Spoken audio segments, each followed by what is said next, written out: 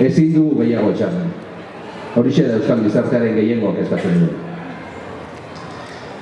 Urte berri badugu aurrean, erabakigarria izan behar duena preso, errefuxiatu eta iheslariei aplikatzen zaien salbuespena behin betiko bertan behera usteko eta haien eskubideak errespeta daitezen lortzeko.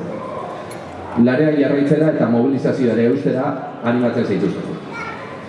Bukatu aurretik, ezin ditugu ahaztu gaurkoan utzi geratuko diren aulkiak, zenbait etxetan izango diren hutsuneak, eta doala besarkada bat, Unai, Peixoto eta Arlen etxeetan.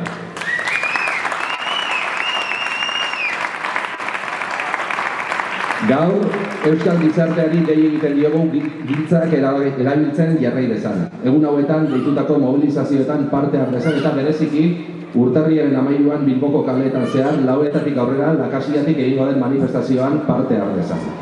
Gogoratu, bi aste barreleko manifarako tikeak, Taupa Irati eta Monten salbei daudela, eta azken eguna, asteazkena, iak 10 izango da. Eskerrik asko.